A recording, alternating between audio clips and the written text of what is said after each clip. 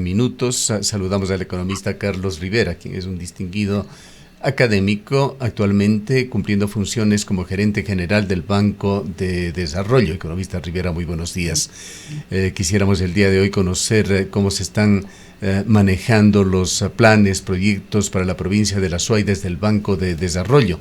El Ministerio de Finanzas recientemente envió para conocimiento de la opinión pública que en la ciudad de Cuenca un listado de acciones ejecutadas en la provincia de La Suay, en la cual habla de varias líneas de financiamiento para el GAD municipal de Cuenca, de Paute, de Sixic, de Huachapala. En algunos de ellos, sin duda, habrá intervenido la entidad que usted dirige, el Banco de Desarrollo del Ecuador. Le damos la bienvenida. Gustavo, buenos días. Rosana, buenos días. Un saludo afectuoso a todos los que nos escuchan. Mire, efectivamente, el Banco de Desarrollo, coherente con los objetivos de impulsar el crecimiento económico, ha puesto el acelerador a fondo en materia de inversión pública en el área de nuestra competencia, que es el financiamiento de la obra pública. Solamente como una referencia, nosotros al mes de junio hemos ejecutado más del 130% de la ejecución presupuestaria del periodo. Aprobamos créditos aproximadamente cerca de 250 millones de dólares, 15 millones más en 6 meses que todo el año 2023. De esos 250 millones de dólares, más o menos cerca del 10% estuvo destinado a la provincia de La Suay.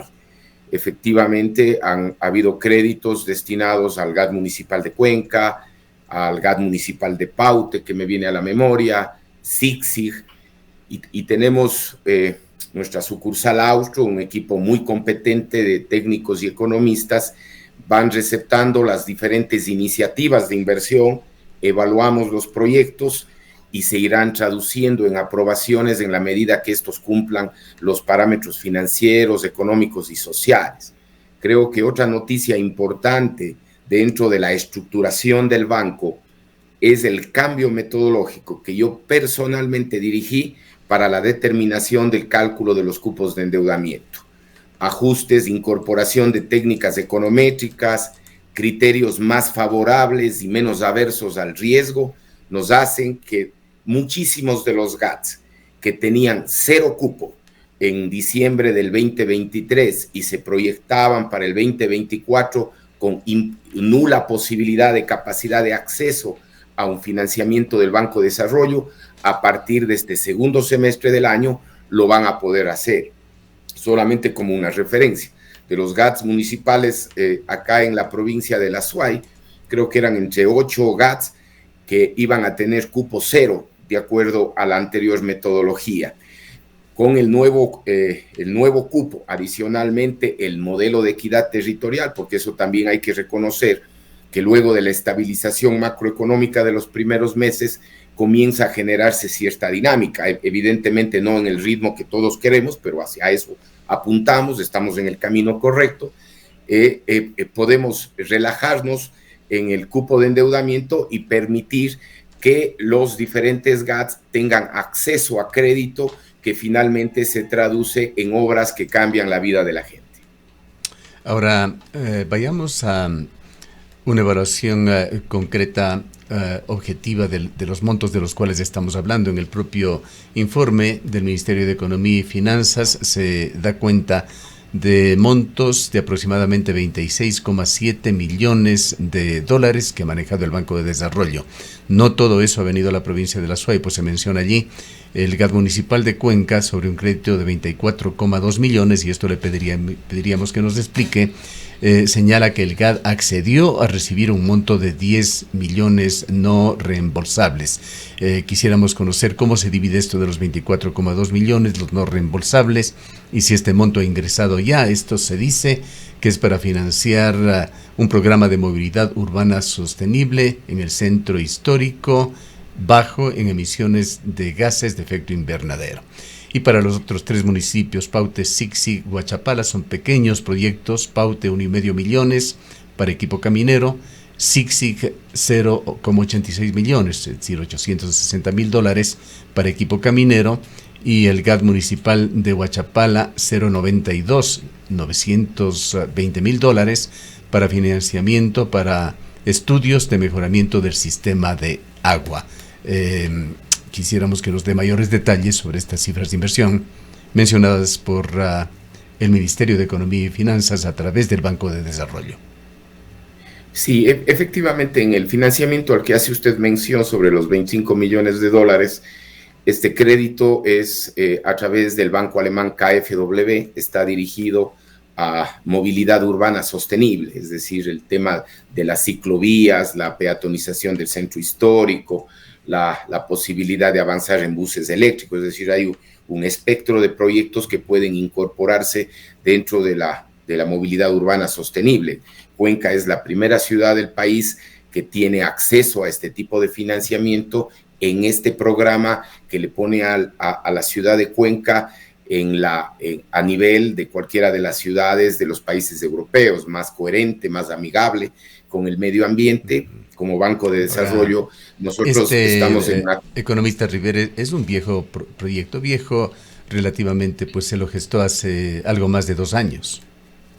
Sí, por supuesto, evidentemente, pero recuerde usted que toda operación de financiamiento internacional toma bastante tiempo, inclusive la generación precisamente de la firma requirió una suerte de presión, de exigencia del señor ministro de Economía y Finanzas y de la propia gerencia general del Banco de Desarrollo. El señor alcalde de la ciudad de Cuenca reconoció en su debido momento que un proyecto que estaba alargándose en demasía se lo pudo reactivar, acelerar a beneficio de los ciudadanos de Cuenca, gracias a la gestión del señor ministro de Economía y Finanzas.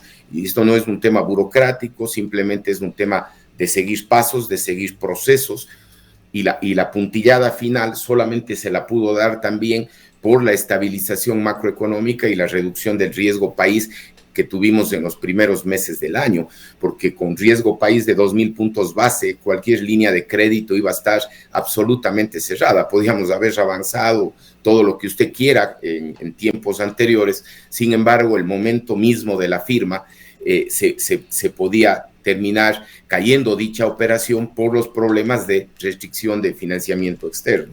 Sin embargo, la estabilización macroeconómica permitió que esa carta de crédito primero se firme, luego sea coherente con el programa económico general. Estábamos con límites de endeudamiento externo, es decir, cuando se firma un financiamiento igual que una garantía soberana, no solamente se ve las finanzas de la institución como tal, sino hay que considerar que la suma de cada una de las solicitudes de financiamiento en el agregado sea coherente con los techos de endeudamiento, con la programación económica, y de manera responsable, como no puede ser de otra manera, el gobierno del presidente Noboa ha generado las directrices adecuadas y se ha implementado correctamente desde el Ministerio de Economía y Finanzas.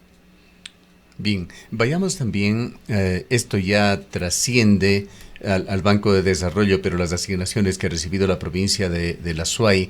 En el mismo informe del Ministerio de Transportes y Obras Públicas se señala rehabilitación del pavimento de la antigua Panamericana Norte, proyecto que se está ejecutando, que igualmente se comprometió con el gobierno de Lenín Moreno hace algo más de 2 años.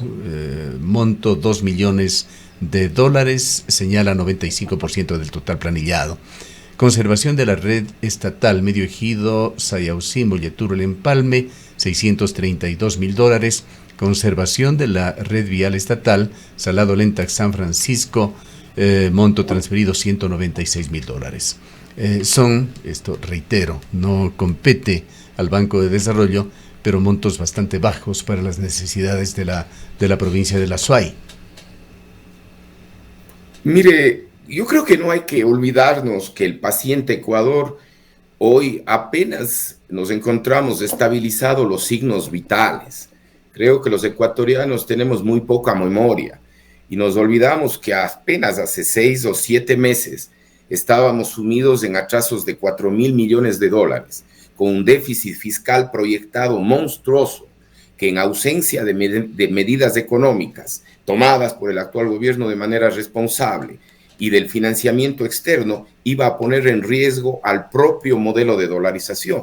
Para todo efecto práctico, Gustavo, estábamos en cuidados intensivos y solamente la toma de medidas durísimas, con costo inclusive político en un año electoral, que habla muy bien del señor presidente de la República, porque tomar estas medidas en año electoral solamente la puede tomar un estadista que está pensando en la próxima generación más que en la próxima elección.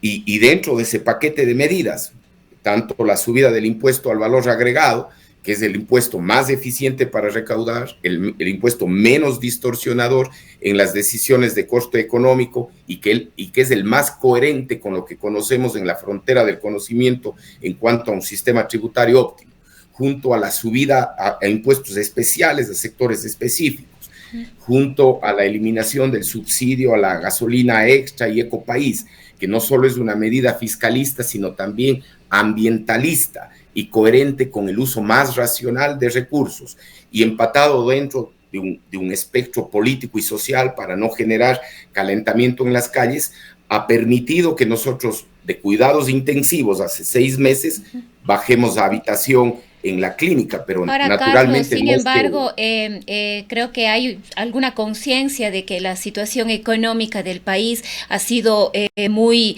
compleja. En definitiva, hay pocos recursos en el país, pero de estos pocos recursos que hay, no se alcanza hasta el momento ni siquiera un 20% de ejecución presupuestaria, y eso también debe preocupar, porque encima de que no hay recursos, menos se ejecutan estos presupuestos en beneficio de la obra pública, en beneficio de seguridad.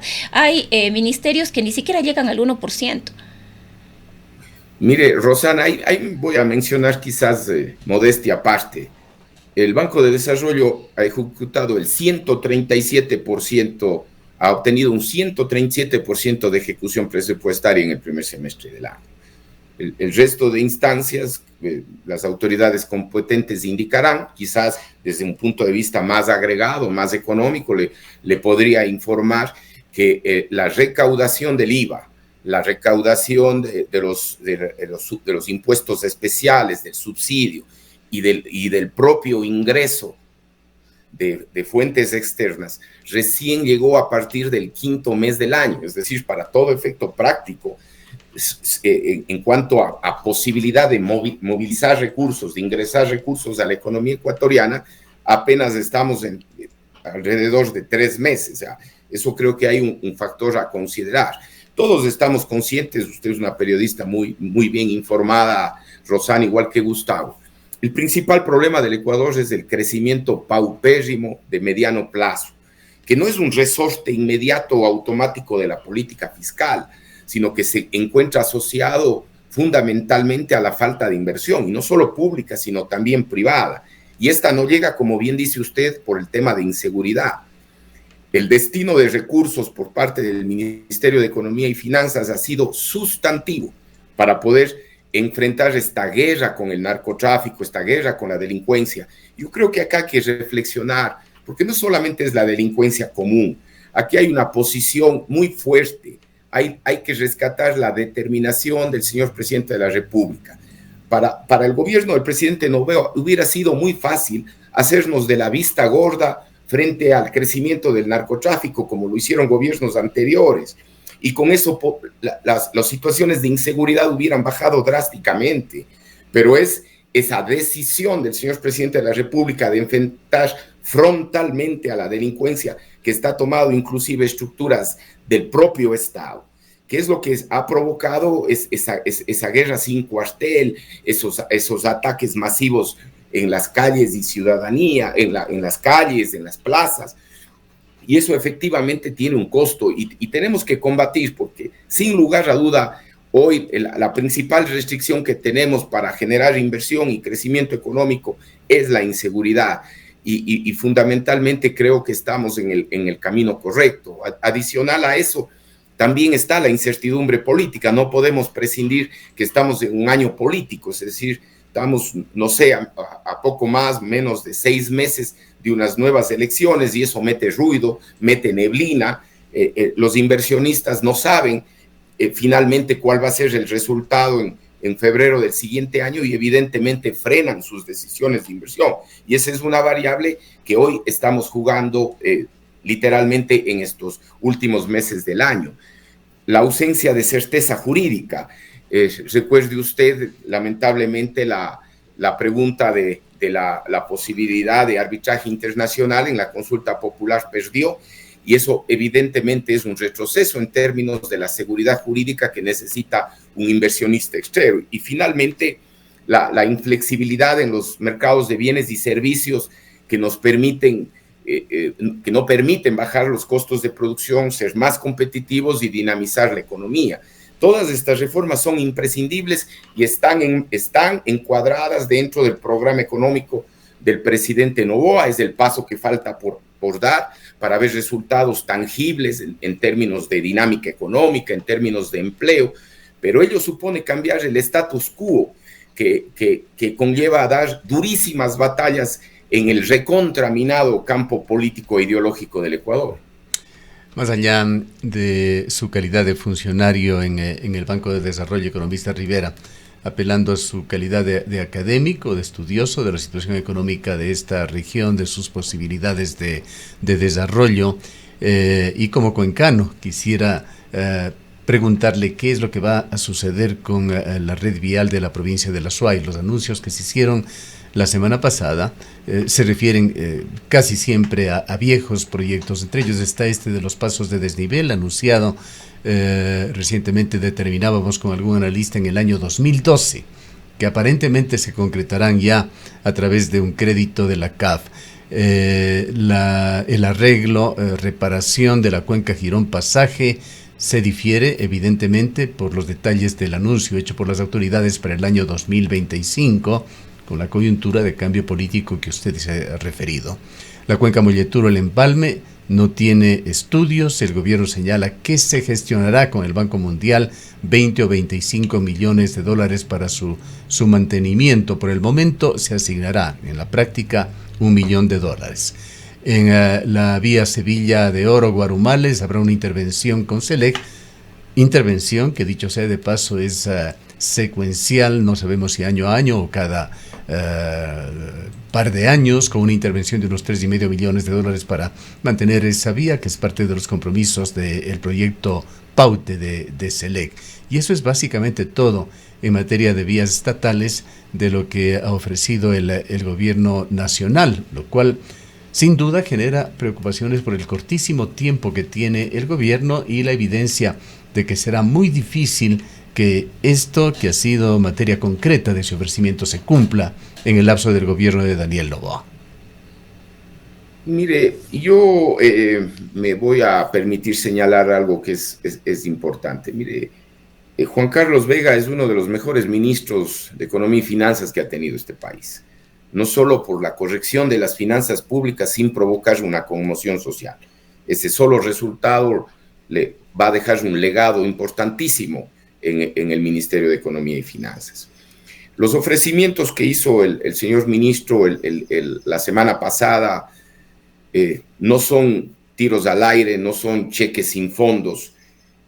Tanto el señor presidente de la República como el propio ministro no acostumbran a hacer anuncios de promesas que eventualmente tengan una probabilidad de incumplimiento. De hecho, esto lo digo a cuenta propia como Banco de Desarrollo.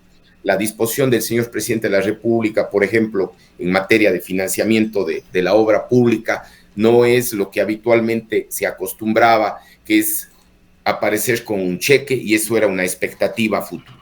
Los actos políticos se limitan cuando el dinero directamente entra a la vena de los municipios. Así actúa también el señor ministro de Economía y Finanzas, es decir, no sacábamos nada, hacer anuncios rimbombantes que generen expectativas, porque efectivamente, como usted lo ha dicho, los cuencanos y los azuayos estamos cansados de ese tipo de promesas, pero un gobierno responsable la semana pasada anunció financiamientos concretos de vías específicas, que son las que van a iniciar el 2024 o 2025. Entre esto, economista Rivera, permítame un brevísimo paréntesis. Aquí hubo informaciones en el sentido de que hace 2 o 3 días el ministro Luque iba a firmar la carta de intención para los estudios de esa nueva autopista Cuenca-Guayaquil, aparentemente partiendo desde Biblián, aunque se generó alguna confusión por allí. ¿Puede usted confirmarnos si efectivamente esa carta de intención se ha firmado ya por parte del ministro de Transportes y Obras Públicas? No conozco, Gustavo, soy absolutamente honesto, no conozco ese tema. Bien, perdóneme nuevamente por la interrupción y le ruego que concluya su visión sobre este tema de la vialidad.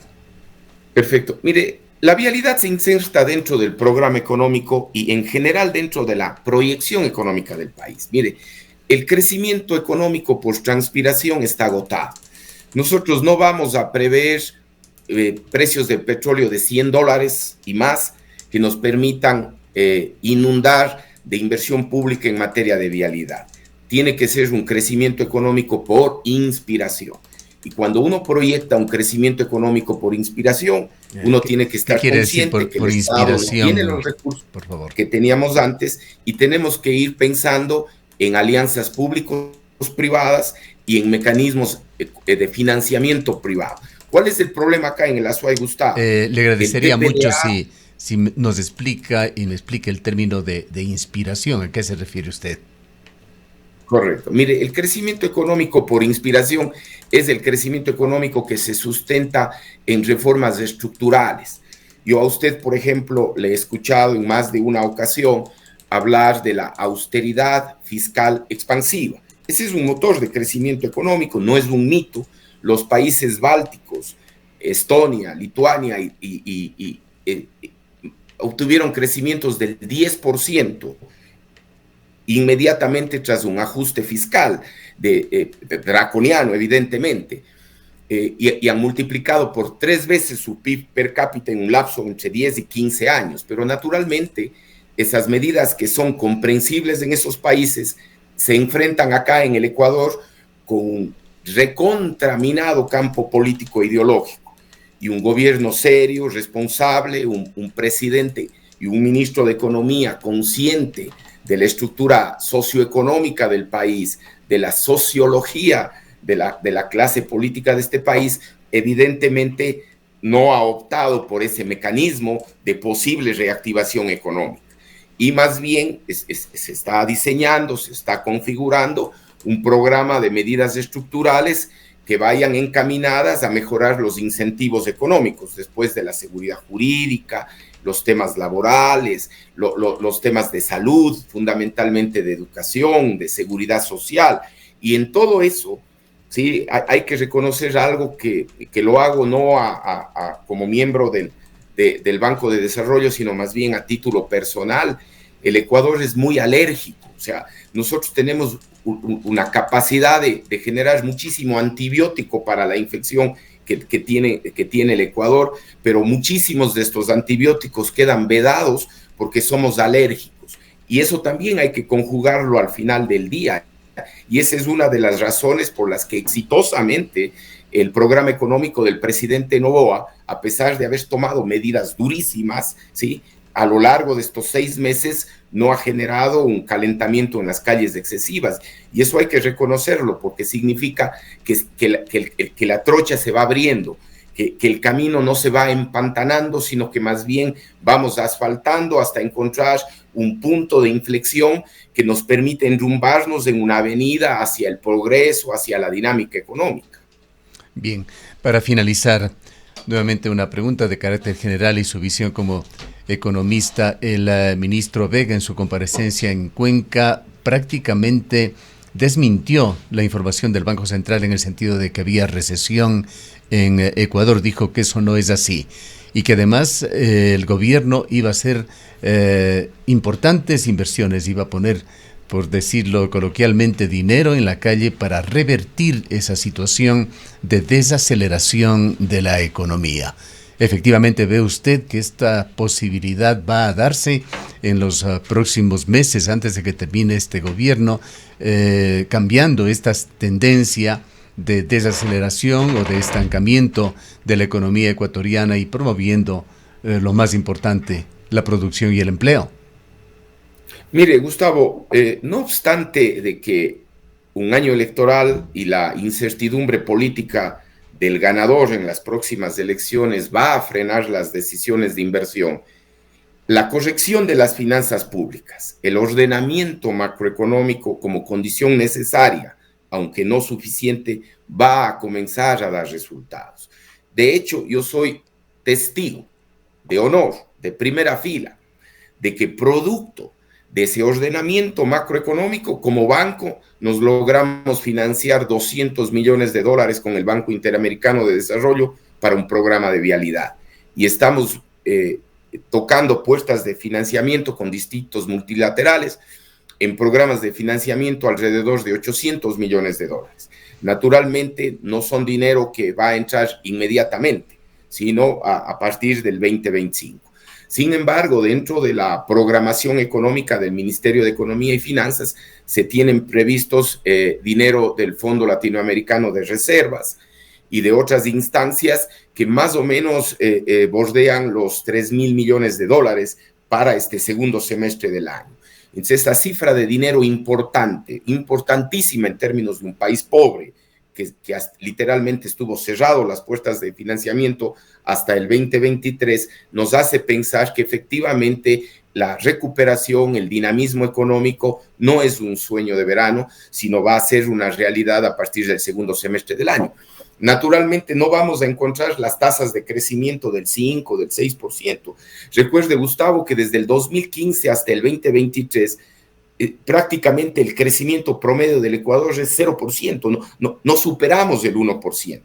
Y para ver mejoras ostensibles en términos de empleo, en términos de reducción de pobreza, el Ecuador debe acostumbrarse o debe pensar que debe crecer como mínimo 5 o 6% de manera sostenible. Y para eso, reitero la frase que usted muy gentilmente me consultó, necesitamos un crecimiento económico por transpiración. Y aquí cabe hacer una pregunta. ¿Será que la clase política del Ecuador estará a la altura de las circunstancias para firmar un gran acuerdo del tipo de Moncloa firmado en España para generar objetivos de largo plazo y establecer rutas e instrumentos que nos permitan definitivamente al país sacarle de la pobreza? Porque la dolarización cumplió su objetivo. Tenemos la estabilidad monetaria, pero nos faltan los incentivos para generar una inversión privada fuerte. El Ecuador no puede depender del precio del petróleo, no puede depender de los recursos naturales. Es necesario, y recursos naturales asociados al Estado, que también ayuda obviamente al crecimiento económico. Necesitamos emprender una inversión de emprendedores, el libre comercio, la generación de empresa privada de diferente escala, pero para eso tenemos que tocar varias aristas dentro del Estado, en la parte jurídica, en la parte laboral, en la parte de seguridad social. Yeah. Y espero honestamente que la clase Rivera, política en lo concreto puede usted elaborar una cifra por aproximada que sea de cuánto el gobierno tiene planificado en inversión en estos últimos meses para lograr ese efecto catalizador de la economía? El señor ministro de Economía y Finanzas anunció una cifra alrededor de los $3.000 millones como dinero directamente que entre a la vena de los ecuatorianos. Uh-huh. Bien. Queremos agradecerle mucho por su presencia. Gracias a usted. Un buen día para todos. Declaraciones del economista Carlos Rivera. Él es el gerente general del Banco de Desarrollo del Ecuador.